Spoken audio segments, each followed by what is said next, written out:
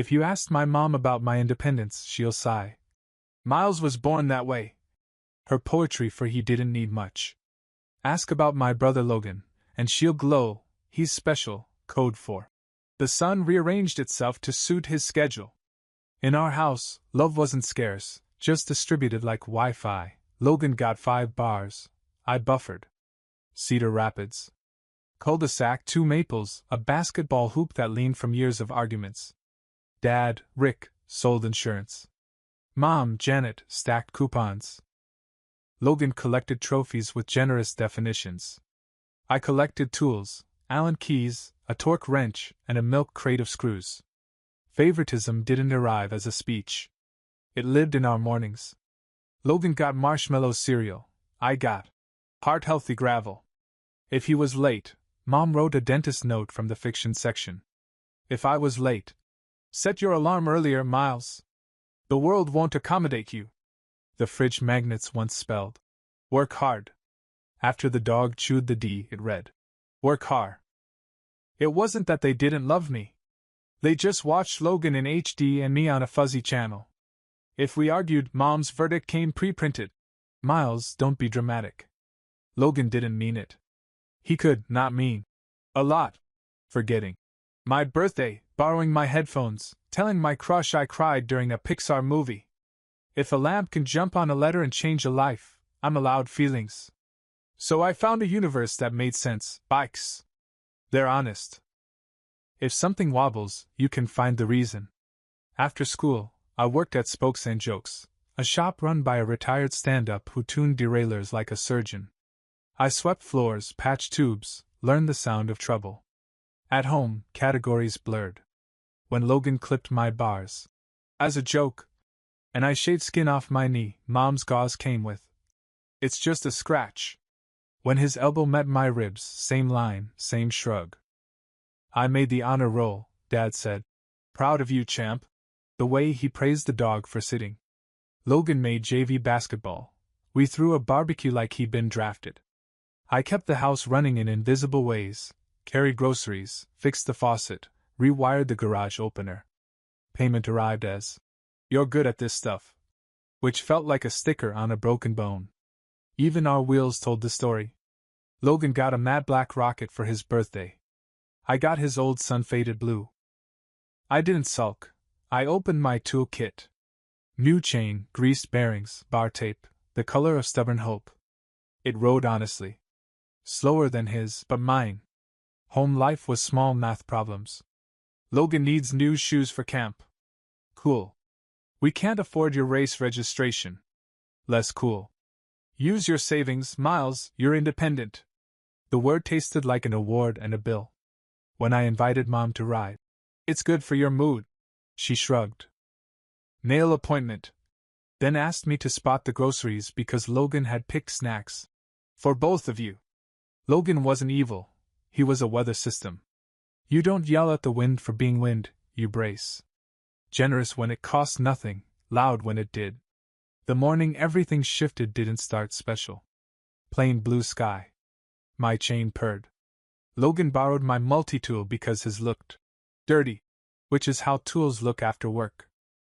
He rode 5 yards ahead, glancing back like a coach who'd skipped my character arc. Keep up, man, he laughed. I had a paper due Monday and grease under my nails. If life had captions, Miles balances. Logan collects applause. We rolled onto the river trail, tires whispering. He drifted close until our wheels bumped, a quick kiss of rubber that said we disagreed on choreography. Relax, he said. It's just a game. I didn't know yet that there are games with rules and games where only one person keeps score. I didn't know yet that just a scratch can be a prophecy. All I knew, the trail was smooth, my bike was honest, and my brother's laugh salted the wind. The river trail looks safe enough to lull you. Sun on water, geese judging everybody, breeze like cut lawns. Logan bunny hopped a pothole. You seeing this, ESPN? He yelled. I rang my bell in case humility still existed. He drifted into my lane, front wheel teasing my rear. Relax, he said, the word he uses when he's the only one having fun. It's just a game. Games have rules. I said. Rule 1, don't send your brother to the dentist. He grinned. It's just a scratch if anything happens. Our family motto. He swerved left, then back right, and his handlebars kissed mine.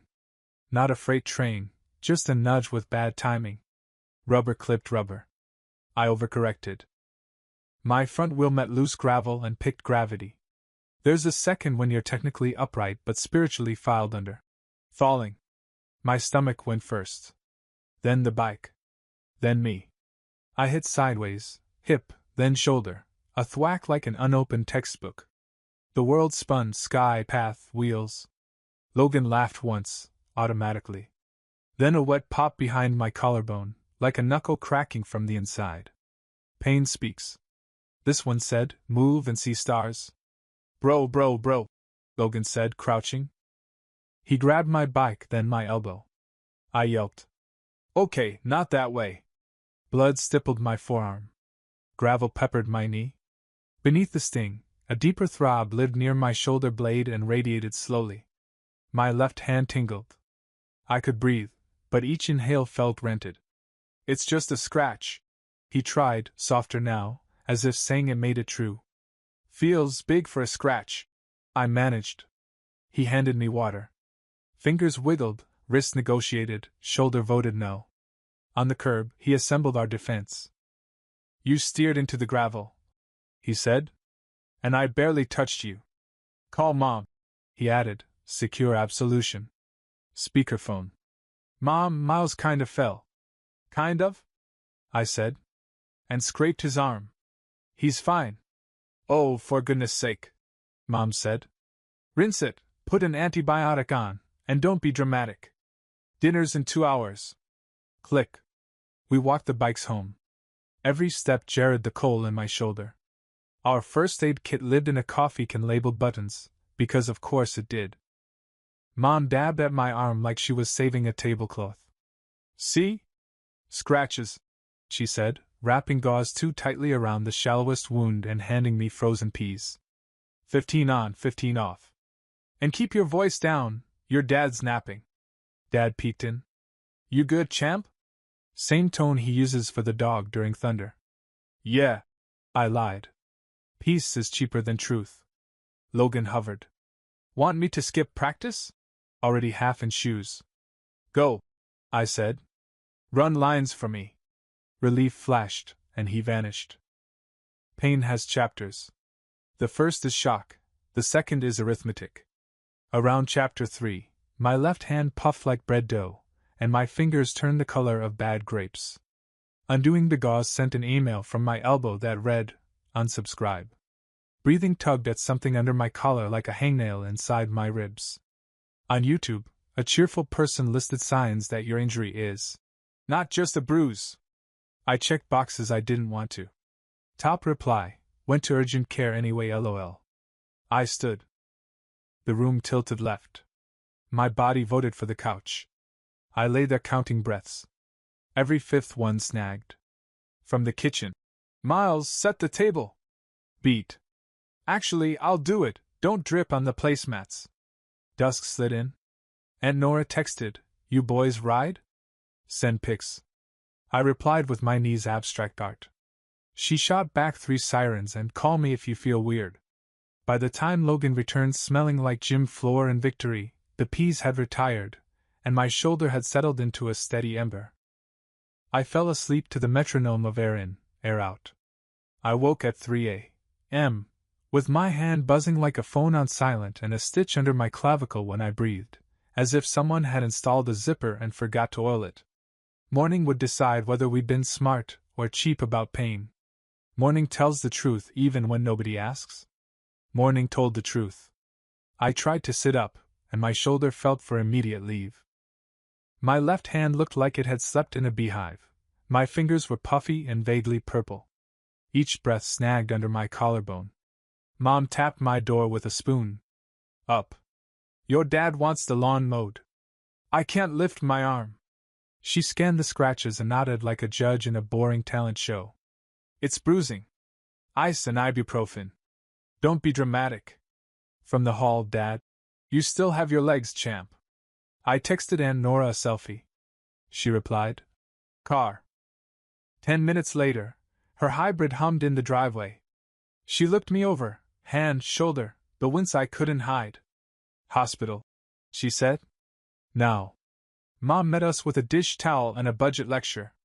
Urgent care charges extra on Sundays. We'll see after lunch. Janet, Nora said. If you were the dog, you'd be at the vet already. That landed. Mom sighed. Fine. But we're not missing Logan's scrimmage. Logan bounced down the stairs. Coach wants me early. Miles, can I take your pump? Mine is dusty. He eyed my arm and softened his voice. You good? I'll live, I said. The script is familiar. At urgent care, the desk gave me a clipboard. Pain scale, circled 7. Insurance card, copay, signature in a box that never fits your name. Mom hovered. Don't list every ache, she whispered. They'll think you're pill hunting. I gave her a look that said my hobbies don't include opiate scandals. Miles? The nurse's badge said HI. I'm Lila's slightly smiling face. Blood pressure cuff, thermometer, pulse clip. What happened? Bike, brother, gravity. She nodded like this story shows up twice a week. Any numbness? Left hand tingles. She pressed along my collarbone, and I saw constellations. Okay, Lila said gently. We'll do X-rays of your shoulder and clavicle. The doctor will review. Mom exhaled the word nobody wants to pay for. X-ray? He's bruised. Last year, Logan sprained an ankle, and rest did wonders. Lila kept the smile, added steel. We'll take a look. They parked us in a small room with a curtain and a mountain poster, Perseverance. Dad texted from home. How long? Logan added a helmet emoji and, you got this, bro.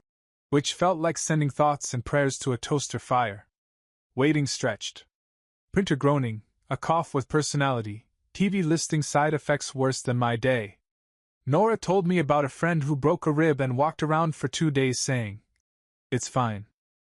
She patted my shoe. Men, she said. The X-ray tech arrived with librarian energy. I'm Doug. A few pictures. Shirt off. He handed me a gown the size of a table runner. I tried to raise my arm. It laughed. Doug helped carefully. We'll get you through, he said. He positioned me, chin up, shoulder turned. Breathe in, hold, don't breathe, okay, breathe. The machine hummed. I stared at a scratch in the paint and thought about the scratches I've been told to ignore. Back in the room, last night's frozen peas felt like a joke from a different season. Mom checked the time. If they don't hurry, we'll miss the first quarter. Nora looked at her with a face that said, Pick your human. And Mom studied the floor tile. The doctor knocked mid-apology. 30s, sleep creases, a tie that lost a fight with a gift bag. I'm Dr. Patel. Brisk but kind. He asked me to push against his hand, then pull. My shoulder filed another grievance. He listened to my chest. I watched his eyebrows as a stock ticker for concern. Neutral. Neutral. A tiny flick when I inhaled deeply.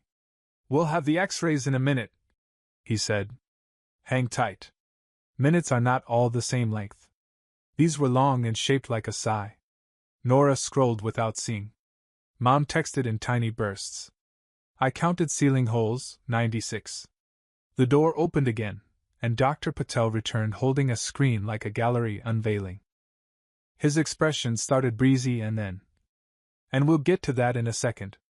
Dr. Patel angled the tablet, ribs, lung curve, clavicle. He began breezily. Okay, so. Then his eyes recalculated. All right. Miles, good news and not great news. Mom perked at. Good. He traced a neat gap on the collarbone. Fractured clavicle here. Explains the pain. His fingers slid to a smudge near my left lung. And this is a moderate pneumothorax. Air leaked into the chest cavity, so part of your lung collapsed. The room forgot how to breathe. Nora's hand found my ankle. Mom mouthed what? I tried for humor. So, not a scratch. It's treatable, Patel said. We'll place a chest tube to let air out so the lung can re-expand. Sling for the clavicle. Pain meds. But we should start now. He glanced at the monitor I'd ignored. My oxygen number bobbed at 92, then 90, like a phone at 1% pretending it's fine. Lila, oxygen, please. Call respiratory. The door flapped. Cannula under my nose, cold air that felt kind. A therapist rolled in a kit that looked part toolbox, part spaceship. Patel scrubbed at the sink like he meant it. Miles, I'll talk you through each step. I'm good at doing things solo, I said. Today you don't have to. Nora answered, squeezing my ankle. Antiseptic sting. Marker line. Local anesthetic, Patel narrated. Burn, then numb. Cool spread. Small incision. Going between ribs, you'll feel pressure. Pressure, a hollow ache, then a soft pop, like releasing a stubborn Tupperware lid, and suddenly the beeping softened. 90, 92, 94. Air moved where it had been told not to. Mom found her volume late. A tube? Through him? We can't. Logan's scrimmage. Janet, Nora said. Please. The door flew open mid-tape. Dad, flustered from parking, took in the tube and monitors. Champ? Level 4 on the I-Made-A-Will scale, I said. Bike accident with complications, Lila said, beating Mom's question to the air. Logan slipped in behind Dad, hair damp, gym bag still on his shoulder. He saw the tube, the bubbling chamber, and Patel's gloves. His mouth opened on the sentence he'd used his whole life. I didn't mean, and then closed again like he finally heard how thin it sounded. Patel pressed the last tape. All set. We'll confirm with a follow-up X-ray. Pain should ease. It did, inch by inch.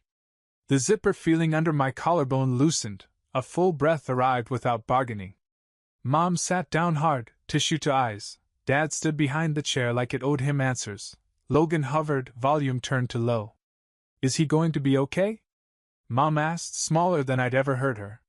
Yes, Patel said. He'll stay for monitoring, pain control, sling for the clavicle. But he's stable. He looked at me. You did great. Praise lands strangely when you grew up as the spare tire. I let it. Thanks. Then to Logan, because the room needed it. Hey. I know you didn't wake up planning this. He nodded, eyes glassy. I said it was just a scratch. He whispered, like he'd cast a spell and it backfired. Next time we pick a different spell, I said. Nora blew out a laugh that was mostly a prayer. I'm bringing letter soup so you can spell survivor. Lila adjusted the oxygen and arranged the sling so my arm felt less like borrowed property. Mom's phone buzzed with family chat texts, silent earlier, loud now. She ignored them for once. In the new film, even I could see the fog had thinned. Patel angled the screen. See? That's your lung listening. I laid back and listened too, to the softened beeps, the hallway hush, the quiet of a room that had just burned through its panic. My chest still hurts, but honestly this time. Air is a stubborn teacher. It kept arriving without waiting for our permission or applause. Inside, our family finally learned the difference between a bruise and a wound. For the first time since the fall, I wasn't fighting the air. I let it in. Hospitals have their own weather. Fluorescents hum. Time falls in 10-minute drizzles. They rolled me into a room facing a brick wall. The chest tube bubbled in its aquarium, air leaving the place it didn't belong. Lila adjusted my sling and drew a smiley on the tape. No heavy lifting, she said. That includes your family. Finally, a medical order I can follow. Mom took the vinyl chair and watched my chest rise like a show she was scared to pause. Dad stared at the line that said responsible party as if it knew our history.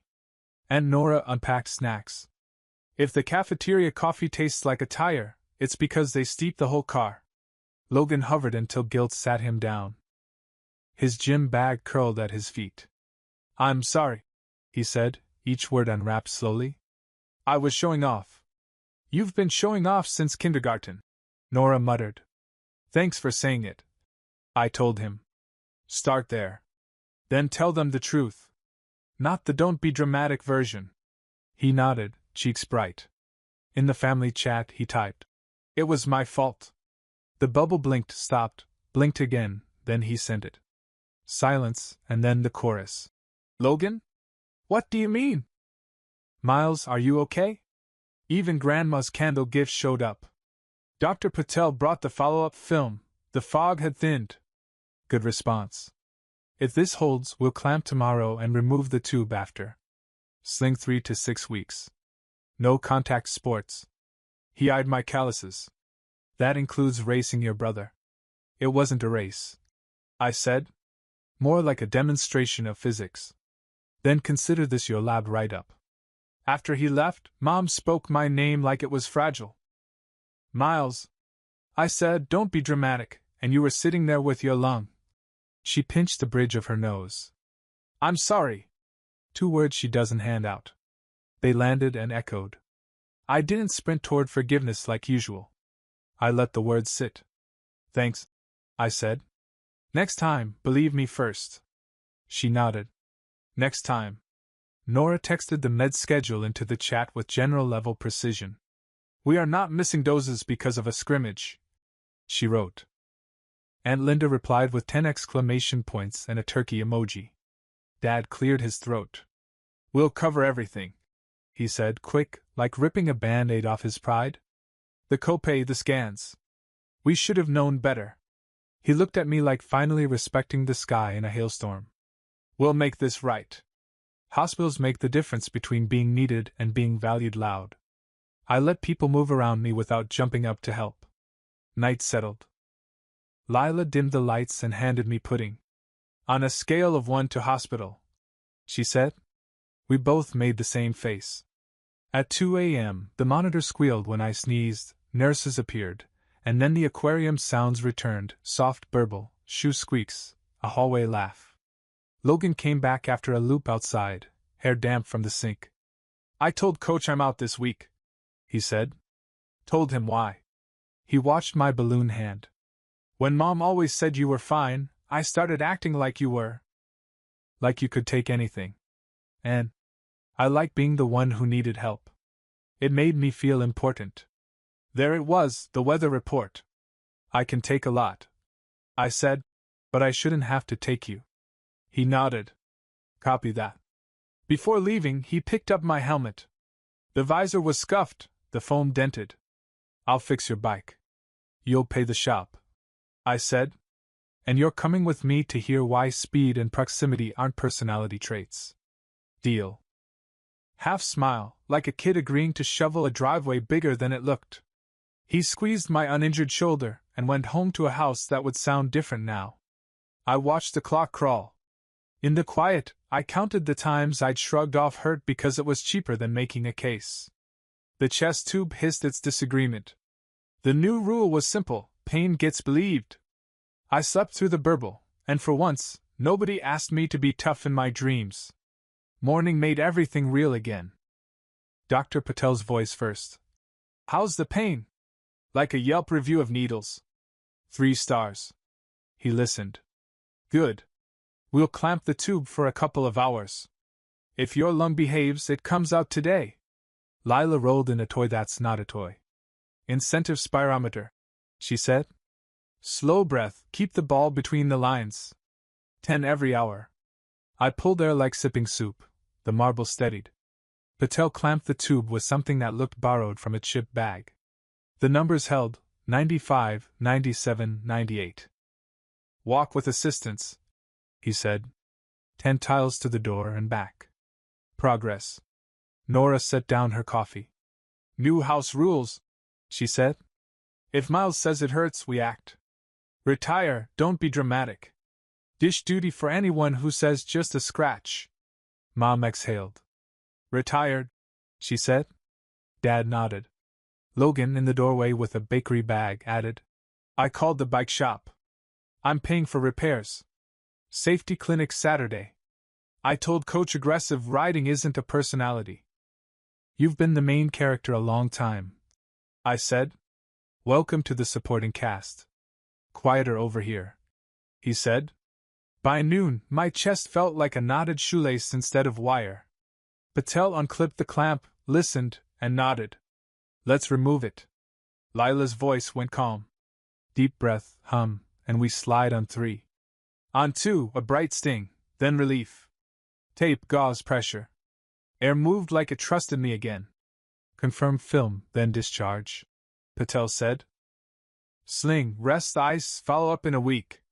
The nurse recited the liturgy. Keep the dressing dry, no baths, call it fever, no lifting, no bikes, no arm wrestling with brothers named Logan. Lila added a line in Sharpa on my packet, believe your pain. We drove home slower than the law requires.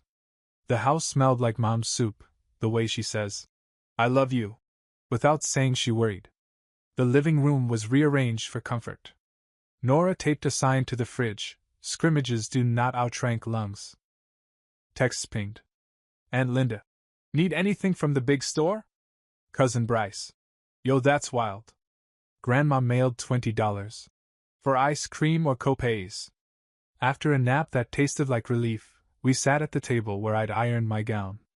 Mom opened a notebook. We owe you an apology, she said.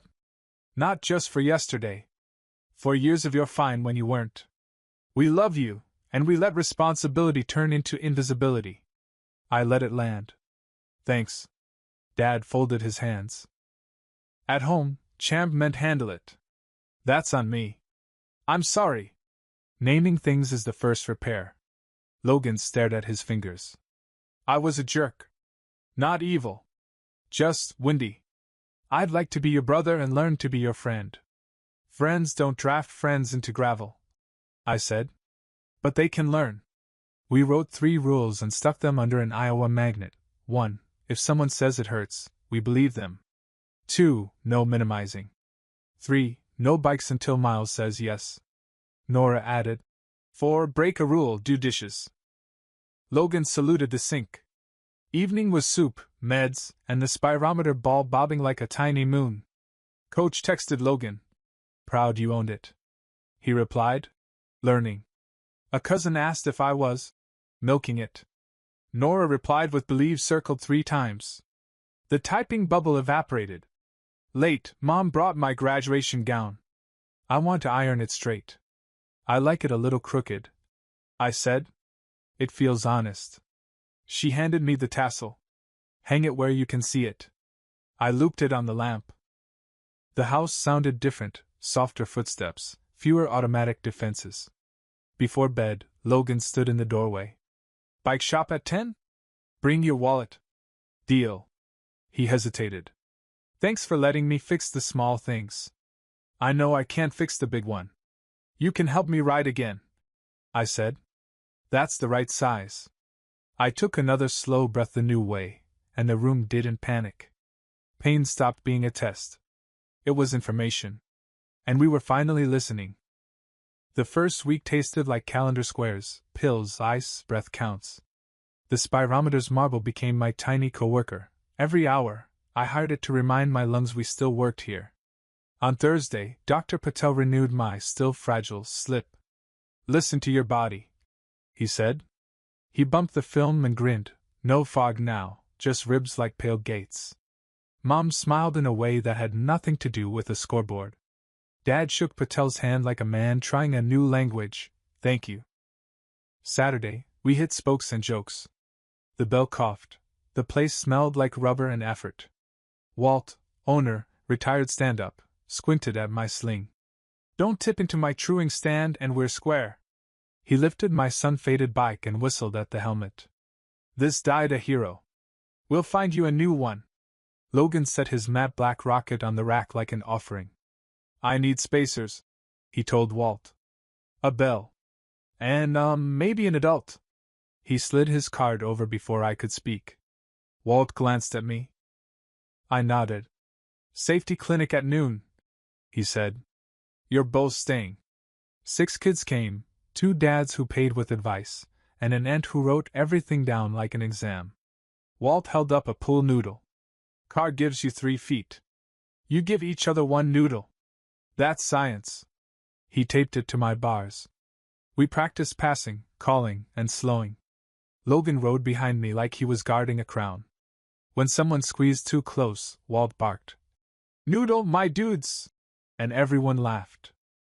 During the break, Logan faced the small crowd. "I pushed my brother's bar last week," he said. "Thought I was being funny. He ended up with a tube in his chest." A murmur. "I was wrong. He didn't glaze it with, but or. Just." He let the sentence work. Walt clapped once. "Best lesson today." At the counter, Walt bagged a helmet, bell, and a bright yellow mirror. "You're done being invisible out there," he told me. To Logan. "And you're done pretending you're ESPN." Bill paid. Receipt signed. Debt named. Home shifted in smaller, better ways. The cereal rotation stopped being a referendum. We both got marshmallows on Saturdays. The fridge now read, "Listen first." Mom called before deciding which bill to punt, not after. Dad stopped, champ, ing me, and started using my name the way I use torque, precise. Logan found the laundry and a sink. He installed himself as the runner for batteries at 9 p.m. The house got lighter by ounces, not miracles. Sunday dinner pressed old patterns like fossil leaves. Aunt Linda started, "Boys will be boys," and Mom held up a hand. "Not in this house," she said. "We don't minimize here." The table inhaled. Grandma elbowed Aunt Linda and passed me an extra roll as if to say I'd fought a war and won bread. That night, Logan knocked, holding 2 rolls of bar tape. "Stubborn hope green, or I will not be minimized orange." "Orange," I said. He rapped carefully, tongue out like when we built Lego cities that always needed a fire station. When he finished, he studied it. "I like being the emergency," he said. "Everyone jumped when I fell. I didn't see that I kept tripping people to check." "That's a lot for a Saturday," I said. "Keep some for Monday." He laughed. "Deal." He eyed my sling. "You riding again?" "Soon," I said. "But not to prove anything to you." He nodded. "To prove it to you." The house clicked down to night sounds, ice machine, far off train. I set the orange bell by my keys and the new helmet by the door. Payne stopped auditioning for the lead role and took the supporting part. Before sleep, I opened the family chat. I pinned Nora's rules and typed a new one: believe then ask questions. Logan liked it first. Mom pinned it for real. It felt like replacing a wobbly chair leg I'd balanced on for years. Next week would still have bills and laundry, but the weather at home had changed. Even at rest I could feel it, air showing up steady as a promise. A week later, we rolled to the river trail. New helmet snug, orange bell bright.